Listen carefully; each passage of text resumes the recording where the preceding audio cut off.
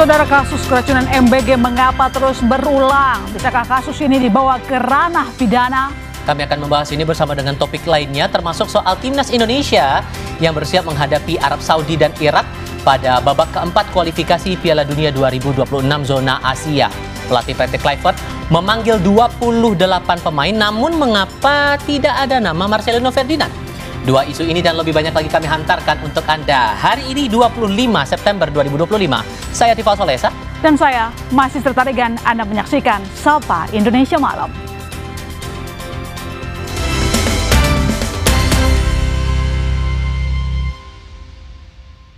Berita pertama untuk kali ini, saudara, sindikat pembobol bank yang diungkap Bareskrim Polri beroperasi sejak Juni 2025. Eksekutor atau pelaku utama mengaku sebagai perwakilan Satgas Perampasan Aset yang menjalankan tugas negara secara rahasia. Pelaku utama menjelaskan cara kerja serta peran masing-masing, mulai dari persiapan, pelaksanaan eksekusi, hingga tahap timbal balik hasil. Pemindahan dana mencapai 204 miliar rupiah ke 5 rekening penampungan yang dilakukan dalam 17 menit.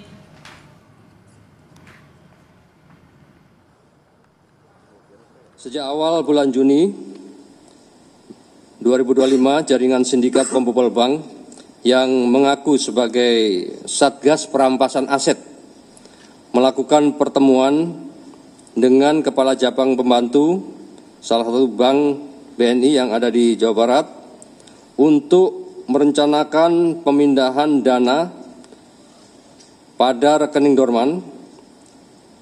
Kesimpulan dari pertemuan tersebut, kami sampaikan bahwa jaringan sindikat pembobol bank yang mengaku sebagai Satgas Perampasan Aset menjelaskan cara kerja serta peran masing-masing dari mulai persiapan, pelaksanaan eksekusi sampai tahap imbal balik hasil. Jaringan sindikat pembobol bank selaku tim eksekutor memaksa kepala cabang menyerahkan user ID aplikasi core banking sistem milik teller, dan kepala cabang serta apabila tidak mau melaksanakan akan terancam keselamatan kepala cabang tersebut beserta seluruh keluarganya. Di akhir bulan Juni 2005, jaringan sindikat pembobol bank selaku eksekutor dan kepala cabang bersepakat untuk melakukan eksekusi pemindahan dana rekening dorman pada hari Jumat pukul 18.00. Jadi sudah di akhir minggu atau mendekati hari libur setelah jam operasional. Hal ini dilakukan sebagai celah para pelaku untuk menghindari sistem deteksi bank dengan melakukan pemindahan dana secara in absentia senilai 204 miliar rupiah ke 5 rekening penampungan yang dilakukan 42 kali transaksi dalam waktu 17 menit. Bareskrim Polri menyebut sindikat pembobol rekening dorman bank BUMN di Jawa Barat angkanya mencapai 204 miliar rupiah dan total ada 9 orang yang ditetapkan sebagai tersangka dalam perkara ini. 9 tersangka dalam sindikat ini memiliki peran masing-masing dan Bareskrim Polri membaginya dalam 4 kelompok, yaitu kelompok yang berasal dari karyawan bank sebagai pemberi akses.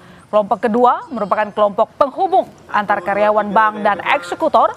Kelompok 3 merupakan kelompok pembobol atau eksekutor di mana di dalamnya terdapat aktor utama yang mengaku sebagai Satgas Perampasan Aset. Kelompok 3 merupakan pelaku pencucian uang untuk memindahkan dana ke rekening lain. Dari 9 tersangka, 2 diantaranya terlibat dalam kasus pembunuhan Ilham Pradipta, Kepala Cabang Bank BUMN.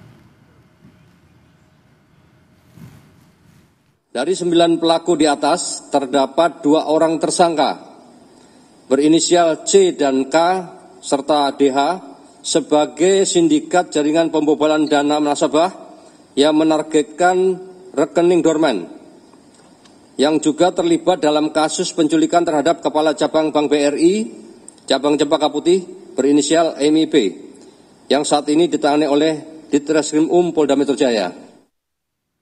Berikutnya kami mencermati kasus keracunan makan bergizi gratis yang banyak terjadi di berbagai daerah. Badan Gizi Nasional menyatakan akan menutup semua dapur atau SPPG makan bergizi gratis yang bermasalah. Wakil Kepala BGN Nanik SD yang menyatakan masih menyelidiki kasus keracunan MBG di Bandung Barat, Jawa Barat. Menurut BGN, kasus keracunan di Bandung Barat melibatkan 2 dapur MBG yang ternyata dimiliki satu yayasan. BGN menduga ada standar operasional prosedur atau SOP yang tidak dipatuhi pengelola dapur. BGN juga mengeluarkan keputusan untuk menutup semua dapur MBG yang bermasalah hingga batas waktu yang tidak ditentukan. Badan juga memperketat persyaratan verifikasi untuk SPPG. Karena di sini di Bandung Barat itu ada 2 dapur, pemiliknya satu yayasan. Nah ini kita lagi selidiki. Ya, karena ini ada 2 dapur, ternyata kejadiannya itu bukan dari produksinya dari satu dapur, tapi 2 dapur dan pemiliknya satu yayasan. Ini lagi kita investigasi. Hari ini sudah kita keluarkan surat kepada semua dapur yang kemarin bermasalah, dimulai karena yang paling banyak di bulan September, kita tutup dalam waktu batas yang tidak ditentukan, artinya sampai investigasi selesai. Jumlahnya nanti Pak Sony akan sampaikan ya, tapi sudah kita kirimin surat per hari ini yang tadinya cuma sekedar tutup sementara, kita tutup dalam batas waktu yang tidak ditentukan. Dan kemudian persyaratan sekarang kita perketat dalam verifikasi ini, semua harus berdasarkan juknis. Hingga Kamis siang masih ada 11 siswa yang dirawat di Aula Kecamatan Cipongkor, Saudara. Kepala Puskesmas Cipongkor, Yuyun Sarihotimah menyebut jumlah total pelajar yang mengalami keracunan usai menyantap MBG sebanyak 1.171 orang. Jumlah tersebut merupakan akumulasi dari kejadian keracunan MBG di hari Senin dan Rabu kemarin. Yuyun juga mengungkap hasil pemeriksaan sementara diduga keracunan terjadi karena daging ayam yang basi. Yang dari Senin sampai dengan Rabu jam 10, 441. Dari jam 11.06 hari Rabu sampai tadi pagi berjumlah 730. Jadi dari hasil kemarin pemeriksaan dari BRIN, tapi maaf ya Pak ya, daging ayamnya udah basi gitu. Daging ayamnya udah basi. Yang saat kemarin. Yang hari Rabu kemarin. Ya. Tapi untuk buah stroberi belum ditawar dulu, karena ada juga yang keluhannya dari buah stroberi katanya Bu. Belum, kemarin dari BRIN nggak bilang sih Pak. Polisi masih melakukan penyelidikan terhadap kasus siswa keracunan MBG di Bandung Barat. Polisi telah melakukan olah TKP di salah satu SPPG penyedia makan bergizi gratis di Cipongkor, Bandung Barat. Wakapolres Cimahi, Kompol Rizky Soaludin menyatakan sampel dari makanan MBG yang disantap oleh siswa sudah diserahkan ke Labkesda Dinas Kesehatan dan Lapor Polri untuk diteliti. Hasilnya kita masih menunggu dari Labkesda sama Lapor yang di Bogor. Itu sudah kita kirimkan dari hari Selasa. Ini masih menunggu hasilnya untuk sampel dari muntahan korban maupun dari makanannya, sampel makanannya. Itu saya juga ngobrol sama kepala SPPG-nya, itu sudah sesuai SOP-nya dari sana. Kalau sertifikat saya belum menanyakan. Karena ini korbannya sudah banyak, ya makanya kita dari pihak Polres Cimahi sudah menurunkan sekitar 320 personil, baik itu Polres maupun Polsek, dan dibantu juga dari Polda Jawa Barat dari Bitdokes. Masih terkait kasus keracunan MBG, namun di titik lain, persisnya di Kabupaten Ketapang, Kalimantan Barat. Kepala Regional MBG Kalimantan Barat mengaku ada kelalaian di dapur SPPG.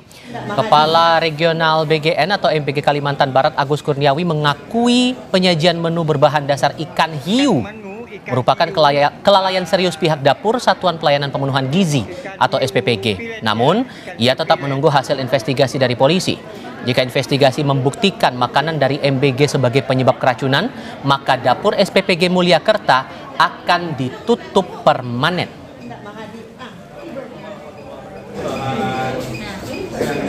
kami akui murni daripada kelalaian tim kami dalam memilih menu, tetapi kita akan menunggu hasil daripada investigasi, hasil daripada pengecekan. Kami juga sudah berkoordinasi dengan BPOM tadi.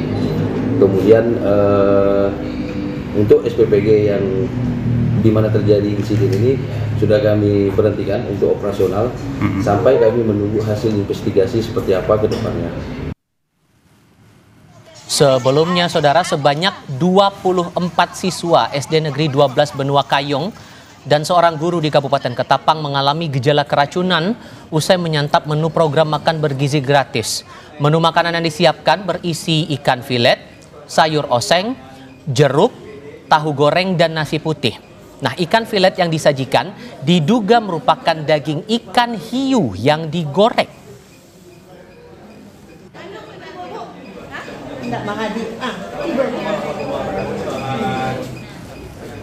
Kasus siswa yang keracunan makan bergizi gratis marak terjadi. Wakil Ketua DPR RI Sufmi Dasko Ahmad setuju perlu dilakukan evaluasi menyeluruh terhadap program MBG. Ia juga meminta agar investigasi lapangan harus dilakukan serius untuk mengetahui apakah keracunan yang menimpa siswa di sejumlah daerah disebabkan karena kelalaian atau ada unsur kesengajaan.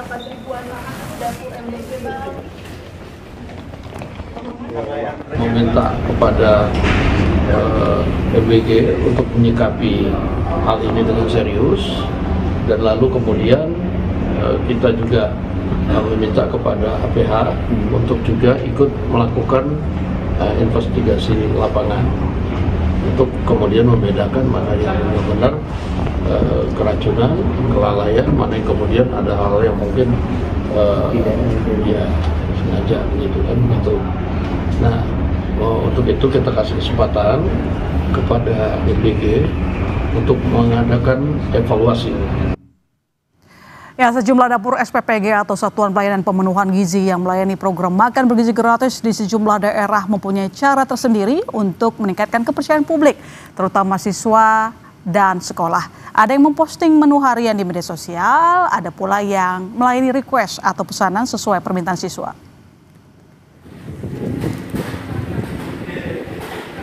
Dapur SPPG Ngawen di Blora, Jawa Tengah menjadi salah satu contoh dapur umum program makan bergizi gratis yang sesuai standar.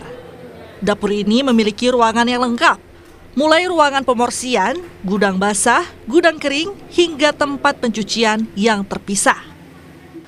Ruangan dapur utama juga sesuai standar Badan Gizi Nasional dengan kualitas menu makanan yang bergizi.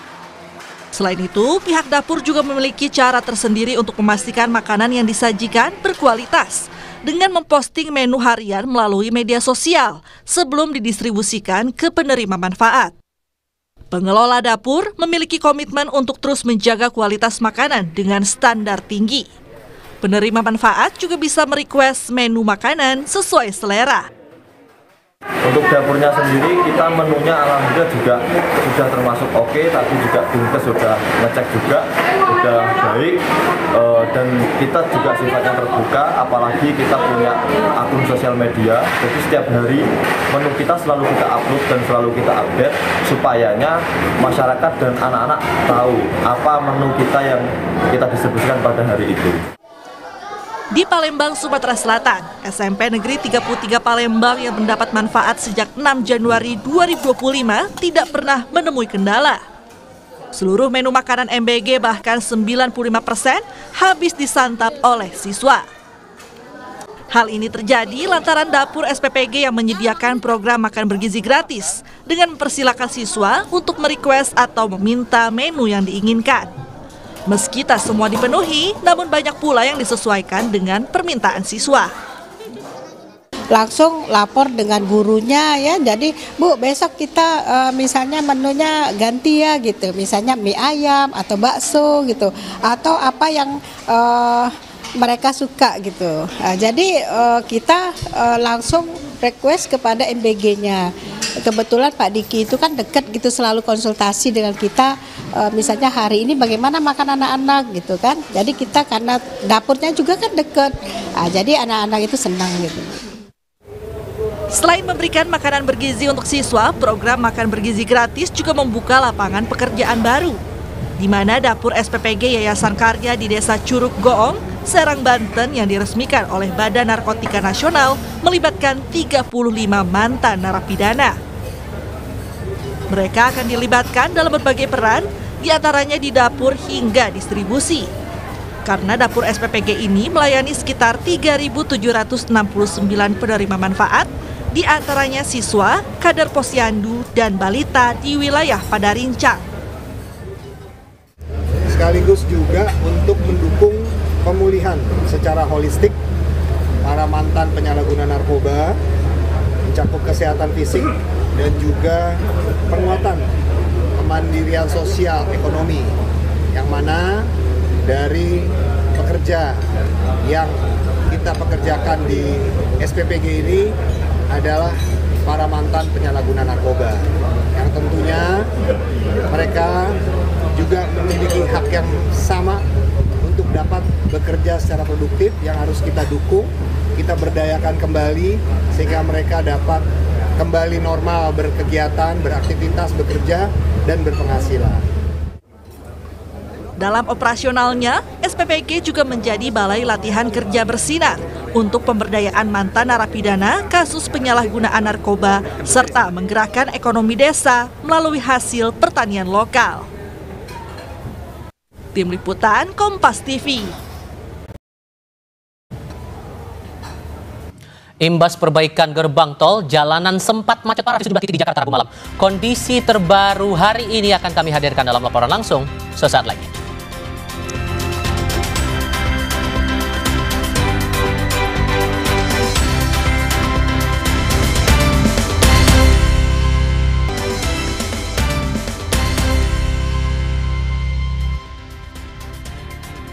Anda kembali menyaksikan Sapa Indonesia Malam. Saudara, diduga salah injak pedal gas, mobil yang dikemudikan lansia menabrak pengendara sepeda motor di Jalan Tanggul Kali, Rawabuaya, Jakarta.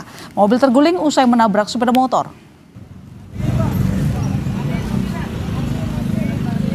Warga berusaha menyelamatkan pengemudi beserta penumpang dari dalam mobil yang terguling.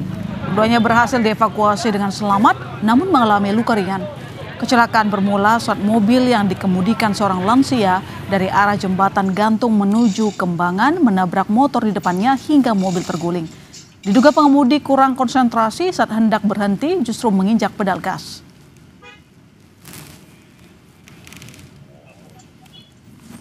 Kendaraan menabrak sepeda motor yang berada di atas jalan Tanggul. Kemudian kendaraan itu melintas motor dan terguling mengenai kendaraan yang melintas dari arah Kembangan Utara menuju Jembatan Gantung. Kurang lebihnya seperti itu. Korban atas nama Ibu Marsini sudah dilarikan ke Rumah Sakit RSUD Cengkareng. Masih menyinggung lalu lintas ibu kota, saudara. Setelah sempat ditutup, hari ini 5 gerbang tol dalam kota dibuka secara parsial. 5 gerbang tol yang dibuka secara parsial yakni gerbang tol Senayan, kemudian gerbang tol Selipi 1, gerbang tol Semanggi 1, gerbang tol Semanggi 2, dan gerbang tol Kuningan 1. Sementara 2 gerbang tol lain yakni gerbang tol Selipi 2 dan gerbang tol Pejompongan masih dalam tahap pembersihan sebelum dibuka secara parsial. Pembukaan gerbang tol secara parsial ini setelah kemacetan panjang terlihat pada Rabu malam imbas penutupan gerbang tol.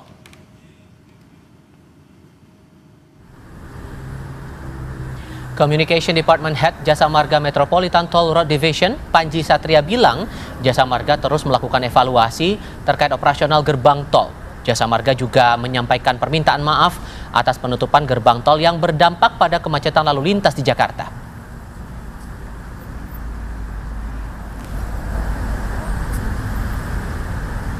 Bahwa beberapa gerbang tol yang sebelumnya dilakukan penutupan akibat perbaikan sudah kembali beroperasi secara parsial. Di antaranya gerbang tol Senayan, gerbang tol Selipi 1, gerbang tol Semanggi 1, gerbang tol Semanggi 2, dan gerbang tol Kuningan 1.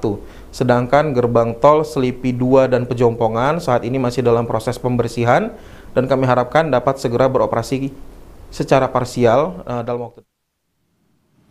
Ini yang terlihat pada Rabu malam, Saudara. Imbas penutupan 6 gerbang tol dalam kota Jakarta yang sedang diperbaiki, kemacetan tak terhindarkan di sejumlah titik pada Rabu malam. Di Jalan Palmerah Utara menuju perempatan Selipi, sejumlah kendaraan hanya dapat melaju dengan kecepatan maksimal 20 km per jam. Nah, sejumlah pengendara mengaku terjebak di jalan hingga kurang lebih 2-3 jam.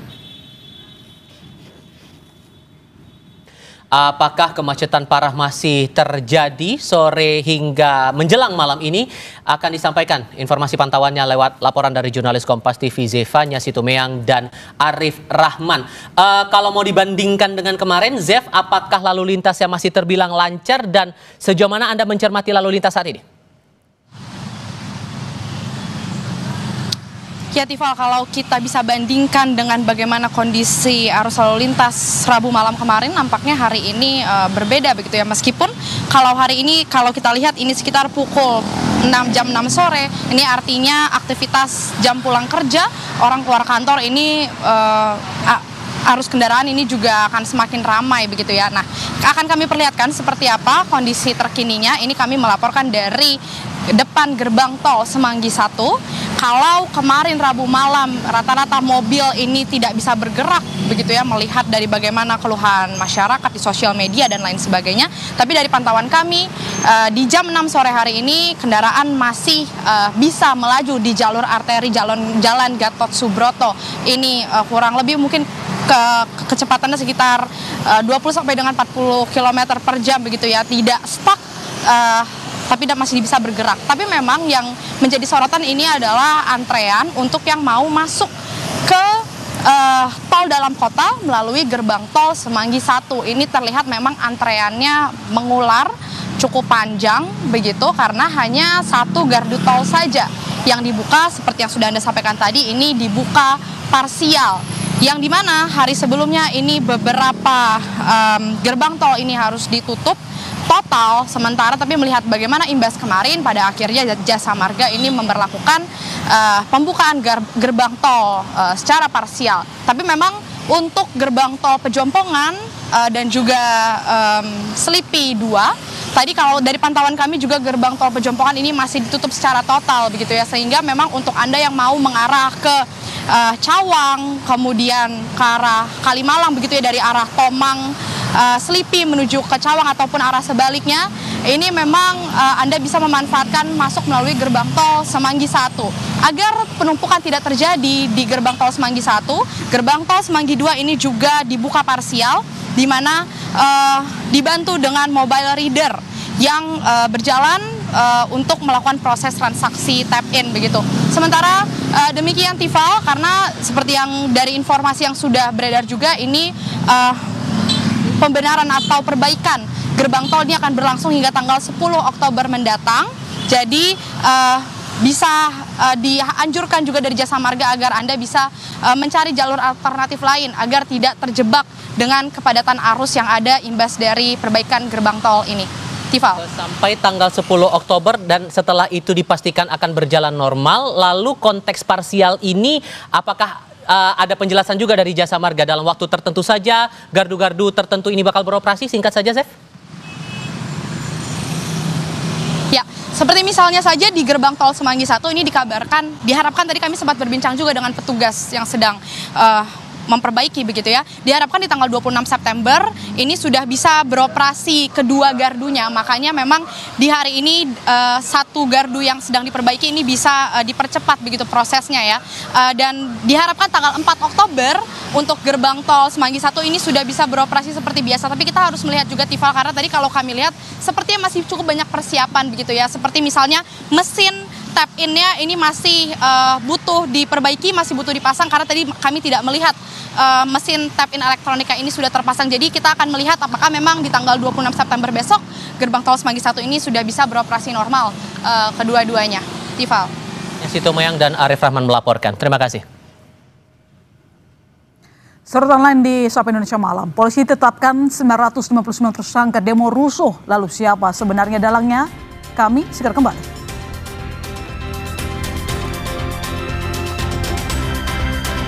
Ini dialog.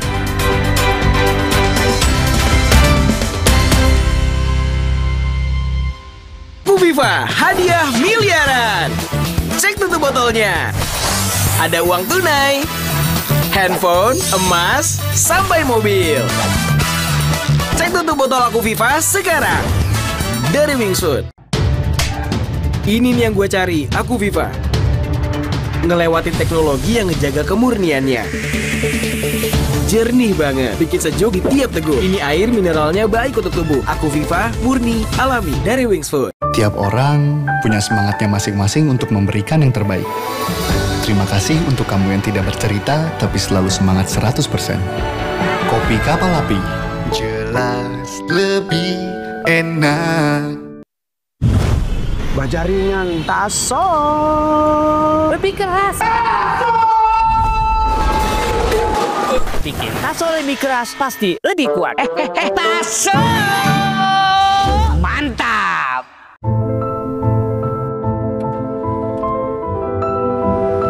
Every mile is a collection of new discoveries. Suzuki Fronx, marvelous at every mile. Tiap orang punya semangatnya masing-masing untuk memberikan yang terbaik.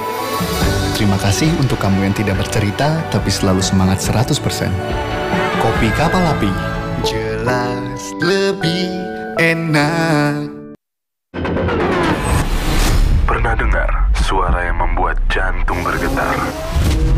Begitu menegangkan, membuat nyali naik turun.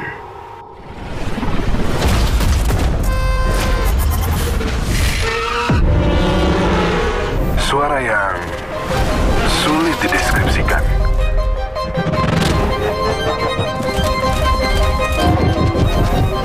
Ada momen-momen yang membuat napas tertahan. Karena di sini kemungkinan apapun bisa terjadi.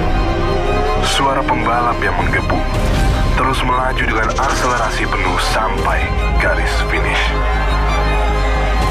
We feel the sound of speed. Digerakkan oleh energi terbaik dari negeri ini. Pertamina Grand Prix of Indonesia 2025. Energy to move faster. Di tengah arus globalisasi, pangan lokal tetap jadi warisan budaya sekaligus sumber daya masa depan. Lewat gerakan Pangan Nusantara, pemerintah mendorong konsumsi pangan lokal demi identitas bangsa dan kedaulatan pangan. Bagaimana strategi ini menjawab tantangan gaya hidup modern dan pasar global? Temukan jawabannya dalam Bincang Kita. Jumat 26 September pukul 9:30 pagi. Live di Kompas TV. Dipersembahkan oleh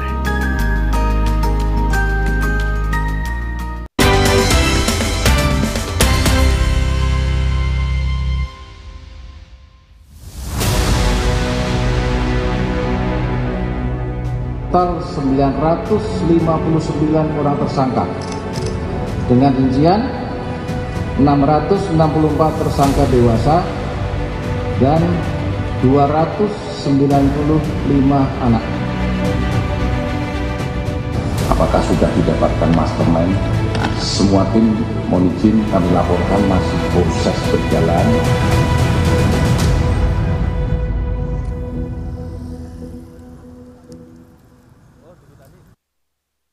Usai meredanya suara protes yang menginspirasi aksi unjuk rasa akhir Agustus, kepolisian bergerak memburu orang-orang yang dianggap perusuh.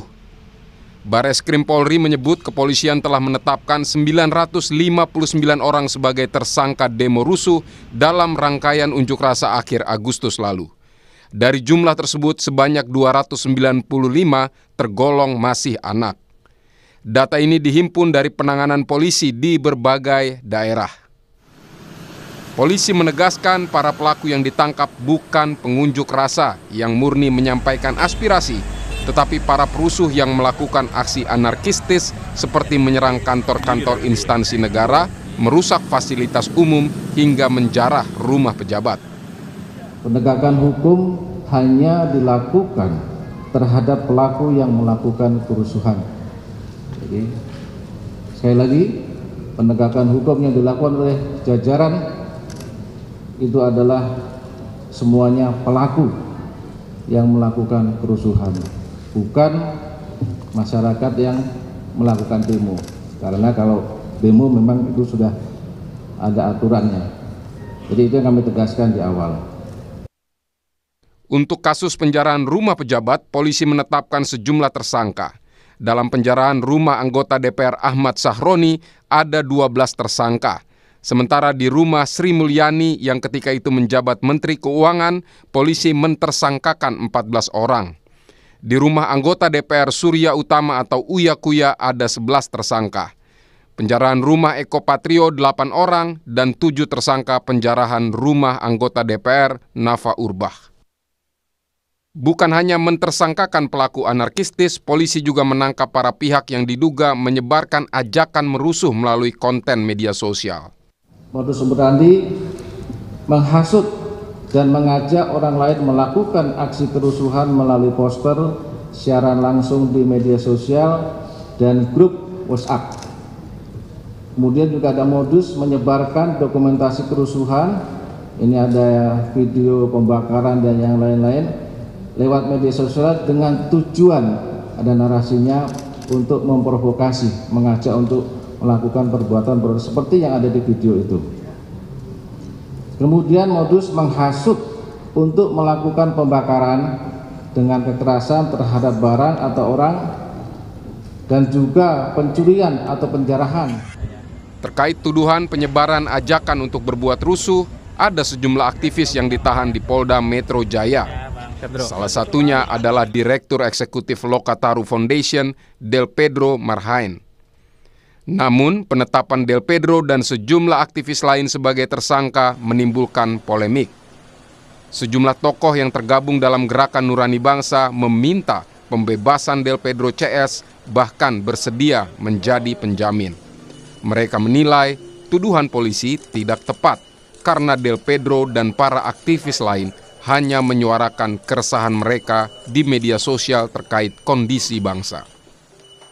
Inilah tujuan kita, Gerakan Nurani Bangsa, datang kemari untuk meluruskan semuanya itu dan membebaskan semuanya itu. Karena mereka adalah anak bangsa kita yang berjuang untuk kemanusiaan dan untuk negara Indonesia. Sebelumnya, saat dijenguk Menko Hukum, HAM, Imigrasi, dan Pemasyarakatan, Yusril Iza Mahendra, Del Pedro menegaskan dia tidak bersalah. Namun, dia bakal menjalani proses hukum. Insya Allah saya siap mengikuti proses hukum.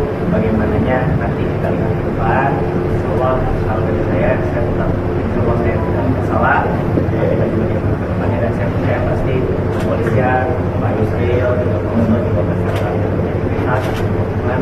Saya yakin tidak mungkin membawa kita ke dalam hal yang kegelapan.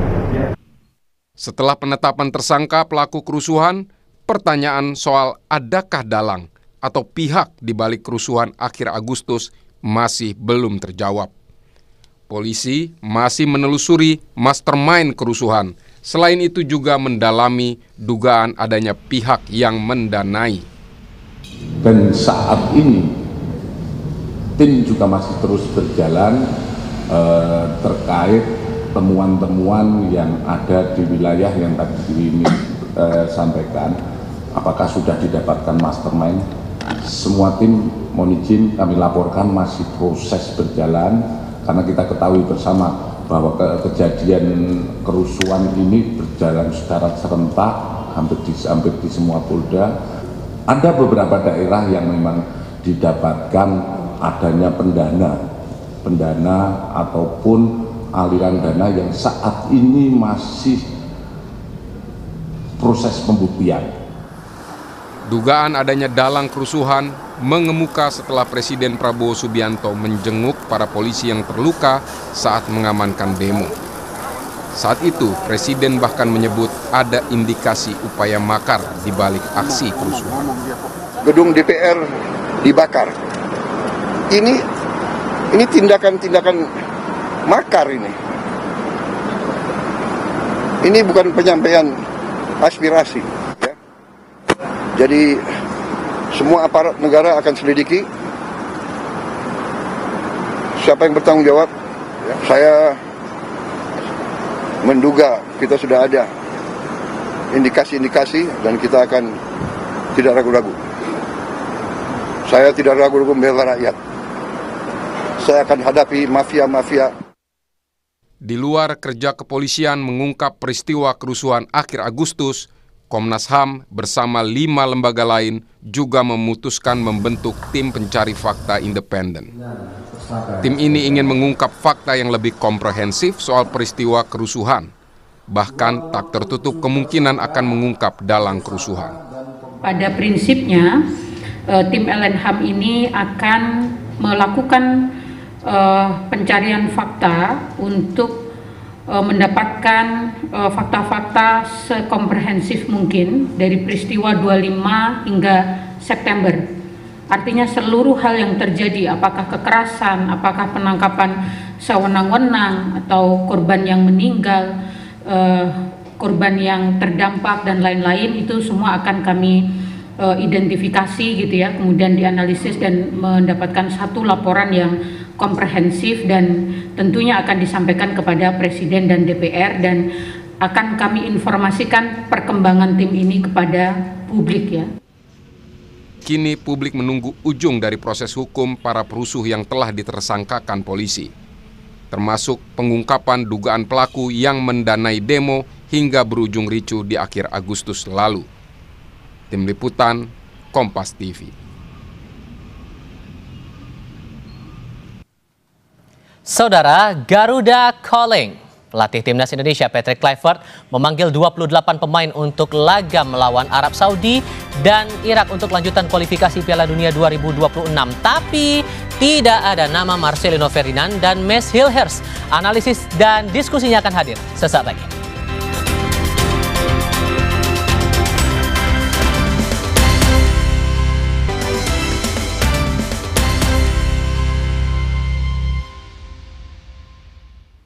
Masih bersama kami di Sapa Indonesia Malam, Saudara. Timnas Indonesia akan bersiap melanjutkan perjuangannya menghadapi babak kualifikasi Piala Dunia 2026 zona Asia. Nah, pelatih timnas kita, Patrick Kluivert, telah memanggil 28 pemain untuk menghadapi putaran 4 kualifikasi Piala Dunia.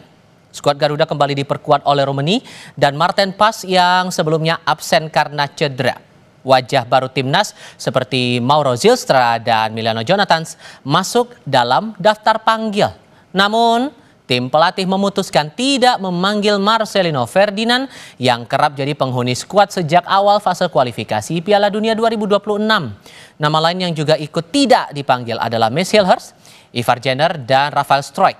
Di putaran 4 kualifikasi kali ini, Indonesia bakal melawan tuan rumah Arab Saudi dan Irak.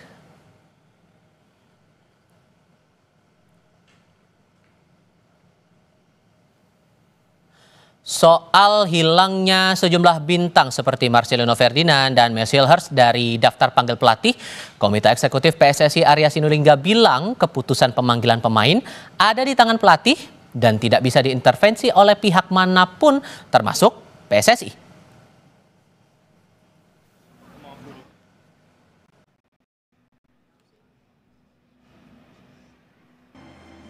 Kita nggak mau dia kehilangan konsentrasi, karena konsentrasi di sepak bola konsentrasi sangat penting, sehingga wajar kalau Mes kita kasih waktu, kasih ruang untuk bisa konsentrasi di permasalahannya. Saya nggak tahu ya kenapa di pelatih milih pemain dan sebagainya, kan itu semua adalah kewenangan pelatih. Selama kami di PSSI, Pak Erik itu nggak pernah tuh ada kita bisa cawe-cawe, mungkin karena jam bertandingnya belum ada gitu. Jadi itu mungkin yang jadi pertimbangan pelatih, di samping mungkin hasil evaluasi kemarin waktu kita uji coba waktu kita friendly match FIFA SD. Sejumlah nama yang sering jadi langganan skuad di babak kualifikasi Piala Dunia 2026 kini tidak dipanggil. Ada juga sejumlah nama baru yang bisa saja debut untuk timnas kita saat menjalani laga kualifikasi babak keempat nanti di bulan Oktober. Pertanyaannya, sudah tepatkah nama-nama yang dipanggil Patrick Kluivert ini, atau justru ini skuad terbaik yang dimiliki timnas kita sekarang? Kami akan ulas ini bersama dengan analis sepak bola Roni Pangemanan. Bung Ropan, apa kabar? Baik. Terima kasih sudah bergabung bersama kami kali ini. Kita mau coba bahas soal 28 nama yang sudah dirilis sebelumnya atau sudah dipanggil begitu oleh Coach Patrick Kluivert, dengan harapan ini bisa memperbaiki keadaan kita dan membuka peluang untuk kita masuk ke Piala Dunia 2026. Ya. Saya mau coba melihat dulu untuk posisi kiper dulu nih. Kalau kita lihat datanya, dari 28 nama yang dipanggil itu 3 diantaranya ada Martin, pas kemudian ada Audero dan juga Hernando. Kalau Anda melihat secara profil 3 nama ini sejauh mana performa mereka dari analisis Anda sepanjang laga sebelum-sebelumnya, terutama di uji coba? Iya, kalau melihat dari performa kan Martin Paes itu mengalami masalah ya, kebugaran dia, cedera dia bersama dengan FC Dallas sehingga dia melewatkan 6 laga sebelumnya dan baru sekarang bisa dipastikan bahwa dia bisa bermain ya, sehingga itu yang membuat Emil Audero itu naik posisinya. Dan sekarang kalau bisa dikatakan Emil kiper terbaik bersama dengan Cremonese, kita tahu bersama di Serie A ada di 5 besar dan dia tampil luar biasa, sempat mengalahkan Milan pula, dan wajar kalau dia bisa mendapat tempat utama. Dan dari sisi bermain, jam bermain tentunya ini yang diinginkan oleh Patrick Kluivert terhadap semua pemain, bukan saja untuk kiper. Ya, jadi saya pikir kehadiran dari Paes oke, kita harus bersyukur bahwa kita punya kiper yang bisa menjadi untuk melapis juga bagi Emil Audero, karena tadinya kan Paes yang ada di atas yang lebih dulu, baru ada Emil. Tapi sekarang dalam kondisi yang belum 100% saya pikir bagi Paes, kita sepakat untuk bisa mengatakan bahwa Emil Audero yang akan menjadi penjaga gawang nomor 1. Dan rasa Anda dia yang nama pasti bakal dimatangkan menurut saya ya, dan itu pasti diakui juga oleh tim kepelatihan yang dipimpin oleh Patrick Kluivert. Sementara Hernando selalu bisa mendapatkan jam bermain bersama dengan Persebaya.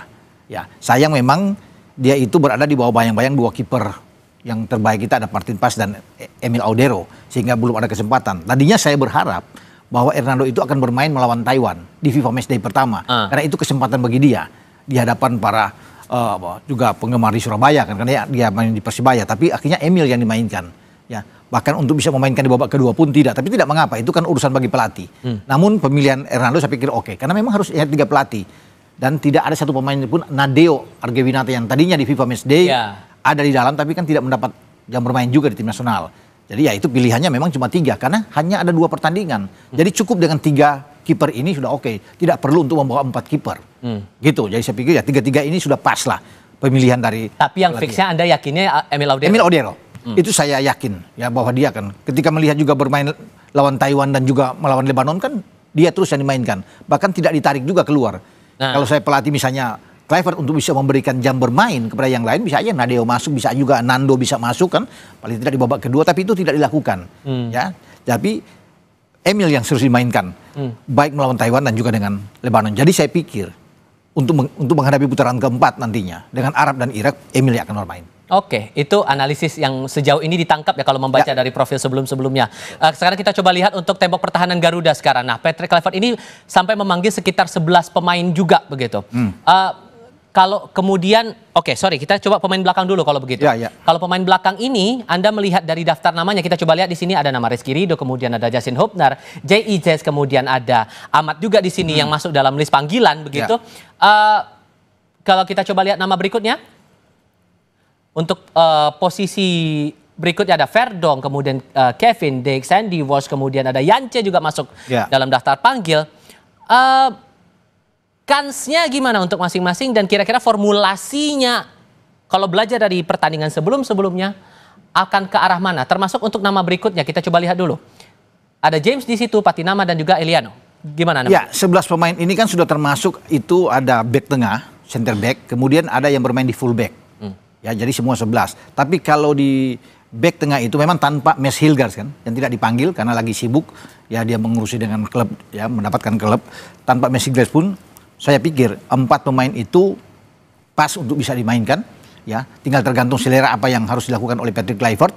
Pasti J.I.J yang akan dimainkan lebih awal karena dia sebagai kapten. Tinggal pendampingnya itu tinggal dipilih. Apakah Ridho, Hubner atau Ahmad. Bahkan saya pikir ada Kevin Dix yang bisa bermain ke tengah seperti lawan Lebanon. Bermain dengan flat 4 back sejajar. Itu yang dimainkan adalah Ises dan Kevin Dix. Nah, Yance itu bermain di kanan, yang tadinya itu adalah posisi dari Kevin Dix. Ya, bisa juga ada Sandy Walsh kan, bisa bermain di kanan. Ada Eliano Reinders yang bisa bermain kanan. Tapi kalau kita mengacu pada pertandingan terakhir di FIFA Matchday melawan Lebanon itu kan formasinya kan ada 4 di belakang itu, Jai, kemudian ada Kevin Dix, ada Yance dan Dean James. Sementara Verdong didorong ke tengah untuk mendampingi Joe Pelupesi. Tom masuk di babak kedua. Tapi kalau melawan Arab, saya pikir dengan pemanggilan pemain yang sudah dilakukan ini, itu Verdong tidak akan bermain di gelandang. Dia akan bermain di posisi sebenarnya dia, yaitu di bek kiri. Dia akan bermain di situ, kemudian Jais bersama dengan mungkin saja Kevin Dix akan bermain. Walaupun Rido itu punya kesempatan untuk bisa tampil. Rido pemain yang bagus, ya, sangat konsisten bermain. Tapi kan semua pemilihan itu tergantung dari pelatih. Kalau dengan mengacu pada Lebanon, yang bermain di tengah itu adalah Dix dan Jaises. Yance ada di kanan. Dan Yance bermain 2 kali starting 11. Baik melawan Taiwan dan juga melawan Lebanon. Ya, jadi itu luar biasa. Hanya ada 2 pemain yang dipertahankan dari pertandingan Taiwan ke Lebanon, yaitu Emil Audero dan Yance. Selebihnya kan dirotasi oleh Patrick Kluivert. Jadi kalau bisa dipastikan, kalau tadi kita sudah bicara dengan Emil, maka di bek kanan itu ada Yance.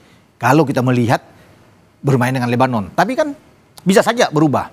Misalnya Kevin Dix kembali ke kanan. Rido yang bermain di tengah bersama dengan Jaises. Kalau bermain dengan 4 back kita bicara. Verdong ada di kiri. Lain halnya kalau bermain dengan 3 back. Bisa akan kembali ke formasi awal. Rido, Jaises, dan Yasin Hapner. Itu yang akan ada di sana. Kemudian Kevin Dix ada di kanan dan Verdong ada di kiri. Itu yang kita akan lihat. Karena berubah menjadi 3-4-3 lagi. Cuma kan Kluivert melihat dia akan meminggirkan posisi 3-4-3 itu. Dengan skema itu dia akan beralih ke 4-3-3 atau 4-2-3-1. Makanya dengan flat itu dicobalah dalam 2 pertandingan FIFA Matchday melawan Taiwan dan Lebanon.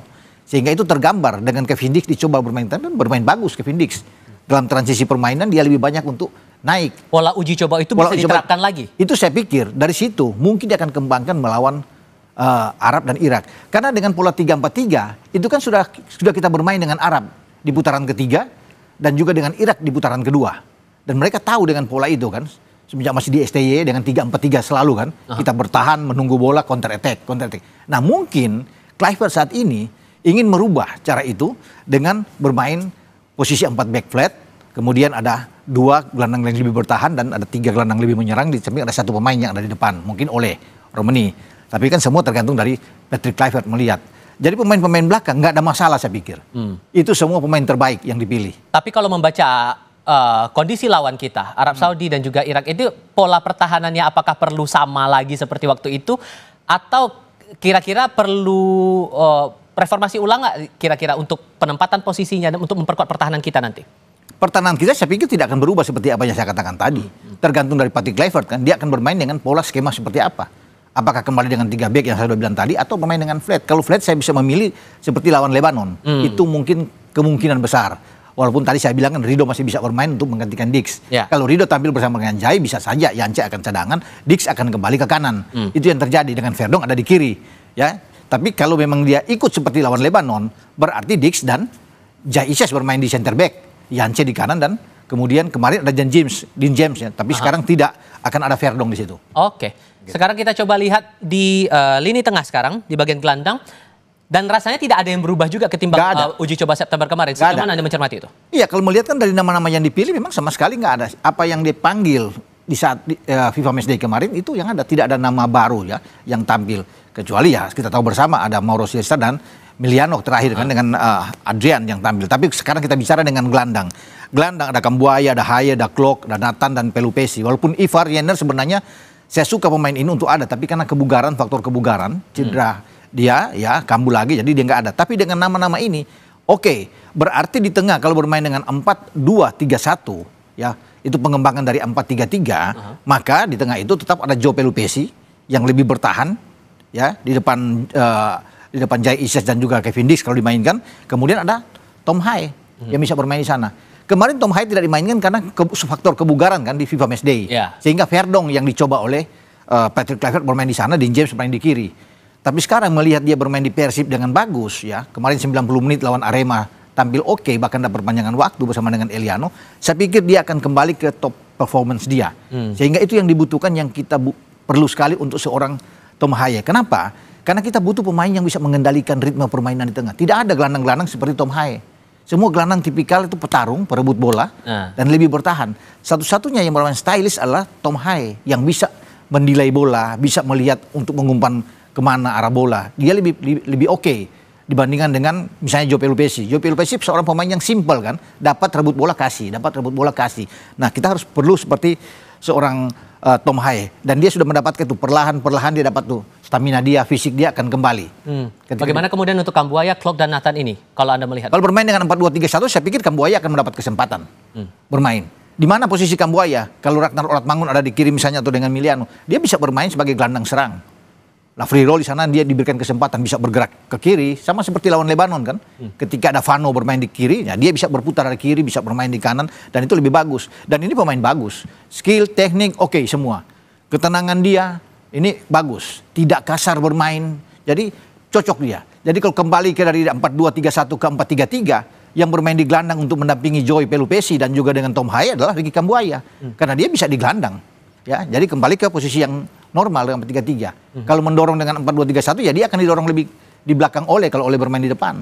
Jadi saya pikir itu format yang fleksibel yang akan dilakukan oleh Patrick Kluivert. Dan saya meyakini dia pemain yang bagus. Lawan Lebanon kan bisa dilihat terutama babak pertama bagaimana dia banyak dijegal oleh lawan-lawan, oleh pemain-pemain belakang Lebanon, dan ini pemain yang sangat baik. Gitu. Oke. Dan tinggal posisi striker nih sekarang yang juga perlu kita cermati karena kan ini pertaruhannya cukup besar untuk kita mengamankan posisi kalau betul mau mengamankan posisi di Piala Dunia 2026. Ada nama Ragnar Oratmangun, kemudian ada Beckham di sini, Romeni juga ada di sini. Nama berikutnya teman-teman boleh ditunjukkan lagi yang sudah masuk dalam daftar panggil. Kalau untuk sekarang ini yang 3 dulu deh. Ragnar, Beckham dan Romeni secara performa Anda melihatnya gimana? Yang mencolok ada nggak kira-kira di antara 3 ini? Ya, Beckham pemain yang bagus. Ya, kalau bisa dilihat dia bisa bermain dari posisi keluar ya, bermain dari sisi flank. Tetapi kan kita butuh pemain yang punya kecepatan seperti Ragnar. Dia harus kembali seperti di awal. Ya, kenapa dia tidak dimainkan kemarin dalam 2 pertandingan Taiwan dan Lebanon? Walaupun dia ada, ditahan oleh Patrick Kluivert.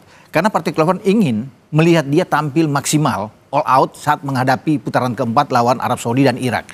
Makanya dia disimpan saya pikir untuk menjaga kebugaran dia setelah dia dari sakit yang begitu lama, dan dia pasti akan dimainkan. Dengan dia ada, itu dia punya kecepatan Ragnar Oratmangun. Sehingga dari sisi ini akan sangat bagus. Walaupun sebenarnya Beckham masih bisa di situ, ada Vano juga paling bisa bermain, tapi kalau memilih dia akan bermain dari sisi, dan dia akan full. Hanya 2 pertandingan itu yang diharapkan Ragnar akan bermain. Kembalinya oleh Romeni juga ini patut disyukuri luar biasa. Saya berharap, saya tadinya melihat bahwa ini kemungkinan kecil kan setelah dia pasca operasi, tetapi karena niat dia yang luar biasa, ambisi itu yang mendorong dia lebih cepat sembuh, recovery dia sembuh. Ya, tentunya ada komunikasi dengan tim dokter juga, tim medis yang memberikan garansi jaminan bahwa Ole bisa bermain. Tanpa ada jaminan dari tim medis, tidak mungkin dia dipanggil oleh Patrick Kluivert. Ya, tapi karena keinginan yang luar biasa, dia berlatih dengan baik bahwa dia masuk. Kita coba lihat untuk nama berikutnya nih. Untuk nama berikutnya sejauh mana Anda menganalisis? Mauro Zylstra, kemudian ada Milano Jonathan dan juga Egy. Kalau ini dua nama baru juga kan? 2 nama baru ini memang sudah dicoba dalam 2 FIFA Matchday. Bisa jadi tumpuan nggak kira-kira? Iya, ketika Ole tadinya kita tidak berharap dia akan hadir begitu cepat ya, pasti Mauro Zylstra dong yang akan ada di depan sebagai nomor 9. Ini kan murni nomor 9, Mauro Zylstra ini. Kemudian kalau dengan Jonathan ini kan sudah memperlihatkan penampilan yang oke, baik melawan Taiwan dan Lebanon. Jadi ini pemain yang bagus kalau bermain dari sisi kanan. Egy pemain yang juga ke flank. Egy kan bukan striker, tapi lebih banyak ke flank. Jadi kalau bisa dilihat ini akan menjadi pelapis bagi Ole, jika Ole ada. Kemudian Jonathan akan menjadi pemain inti untuk bermain di kanan, di posisinya Marcelino. Itu. Oke, untuk nama berikutnya ada nama lagi yang sejauh mana Anda membaca ini? Sananta, Jakob dan Lili Pali. Iya, ini sebagai tim yang saya pikir sebagai pemain yang mungkin akan masuk sebagai super sub, ya. Ya, tapi kalau bicara dengan Jakob, kalau bermain dengan 4 tadi, Jakob akan ada di belakang. Nah, itu akan bagus tentunya di posisi kanan. Sementara Sananta akan menunggu kalau ada cedera mungkin terhadap oleh Romeni atau kemudian sisa tidak bermain, baru ada kesempatan dari Sananta. Tapi kalau melihat juga ke belakang, Sananta kan selalu dimainkan oleh Patrick Kluivert. Ketika dalam pertandingan terakhir walaupun sebagai pemain super sub. Lili Pali pasti akan menjadi pelapis juga. Tidak akan mungkin bermain sejak di starting 11 di awal. Walaupun lawan Lebanon dia bermain dari awal bersama dengan Kambuaya. Karena yang kita bahas tadi, Ragnar akan menempati posisi itu. Jadi Lili Pali mungkin kalau akan main di babak kedua. Gitu. Oke, dan sejauh Anda membaca tadi lini-lini kita dengan komposisi tim kita yang punya peluang untuk memperkuat posisi kita di Piala Dunia 2026 ini. Semoga ini doa terbaik kita kan untuk timnas kita. Seberapa besar peluangnya kalau melihat lawan kita adalah Arab Saudi dan Irak? Kita akan bahas ini di segmen berikutnya. Tetap bersama kami di Sapa Indonesia Malam.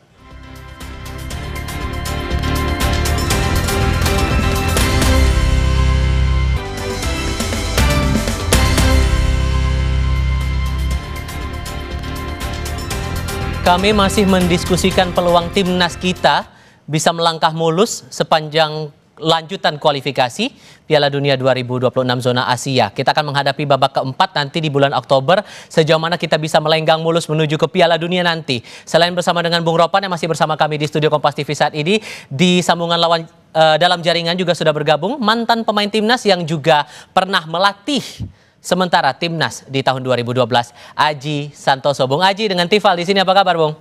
Alhamdulillah baik, selamat malam Bung Tifa. Terima kasih sudah hadir. Selamat malam. Ya, Mas Aji, Coach.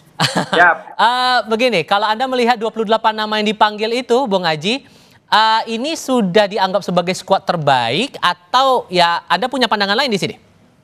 Ya, kalau menurut saya sih itu sudah menjadikan skuad yang terbaik menurut Patrick Kluivert ya. Tentunya ada alasan-alasan tertentu kenapa memanggil pemain-pemain tersebut. Salah satunya juga tidak memanggil Marcelino dan Hilgers. Tentunya ini ada alasan-alasan yang sangat kuat. Kalau saya lihat seperti kayak Marcelino, karena memang dia juga sudah lama tidak main dalam kompetisi reguler, ini yang menjadi pertimbangan ya. Menurut saya apa yang diputuskan oleh Patrick Kluivert ini tentunya menurut dia dan tim pelatih menjadikan salah satu tim yang terbaik saat ini, pemain-pemain yang terbaik saat ini, Bung. Walaupun kemudian absen, Anda sempat singgung begitu yang nama Marcelino ini, tapi kalau kita lihat dalam catatan sebelum-sebelumnya, dia kan jadi pahlawan untuk timnas kita saat melawan Arab Saudi pas di Jakarta waktu itu. Ini bakal jadi tantangan tersendiri nggak sih, Bung Haji? Iya betul, memang ketika Marcelino masih tergabung dalam tim itu bisa menjadikan salah satu pemain kunci, pemain andalan dari timnas kita. Tetapi pertimbangannya Coach Patrick Kluivert, saya yakin karena Marcelino tidak menjalani kompetisi yang reguler, tentunya sentuhan-sentuhan menurut pengamatan mereka pasti akan butuh adaptasi yang sedikit lama gitu. Ini menurut saya pertimbangan kenapa Marcelino tidak dipanggil. Kalau dari segi kualitas sebenarnya dia masih sangat layak, tetapi itu tadi karena dia sudah lama tidak main di kompetisi reguler, sampai sekarang pun saya membaca juga administrasinya dia belum selesai, belum bisa main. Pertimbangan itu menurut saya yang paling kuat. Dan kalau Anda menganalisis semasa timnas kita menjalani masa uji coba bulan lalu, ini apakah hal yang rasanya jadi mencolok dari performa timnas kita, hal apa dan kira-kira yang perlu dibenahi biar kita aman nih posisi kita buat Piala Dunia, dalam sektor apa nih kira-kira?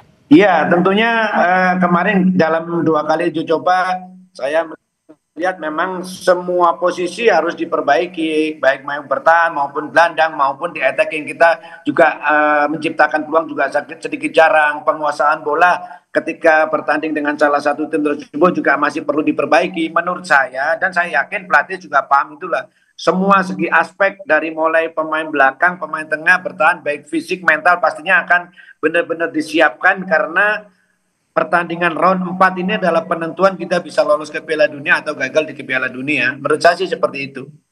Ditambah lagi dengan ada 2 pemain baru kita ya, Mauro Silvestre, kemudian Miliano Jonathans. Anda merasa bahwa 2 pemain baru kita ini bisa jadi tumpuan untuk mengamankan posisi atau malah akan ada tantangan tersendiri nih melihat lawan kita juga di grup B ini Arab Saudi dan Irak? Iya, lawan kita ini juga lawan berat ya, meskipun ada peluang menurut saya, tetapi kita harus jujur menyampaikan bahwa peluangnya tidak mudah, apalagi kita main di tempat yang tidak netral kan begitu. Ya tinggal bagaimana dua pemain yang baru ini disiapkan dan bagaimana pemain 2 ini bisa memberi jawaban ketika misalnya diberi kesempatan oleh pelatih, bagaimana menunjukkan supaya pemain ini menunjukkan bahwa Patrick Kluivert memilih mereka itu tidak salah. Itu yang paling penting, seperti itu. Sisi lainnya di tengah kita sedang mempersiapkan diri dan berharap semoga perjalanan kualifikasi putaran keempat ini bisa berjalan dengan mulus.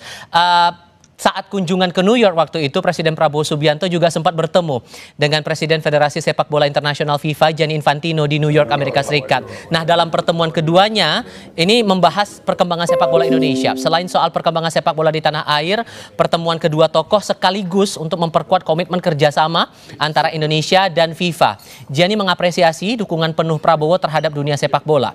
Usai pertemuan, Gianni Infantino juga menyampaikan FIFA tidak mempermasalahkan Erick Thohir yang rangkap jabatan sebagai Ketua Umum PSSI sekaligus Menteri Pemuda dan Olahraga. Kita simak pernyataan Gianni Infantino.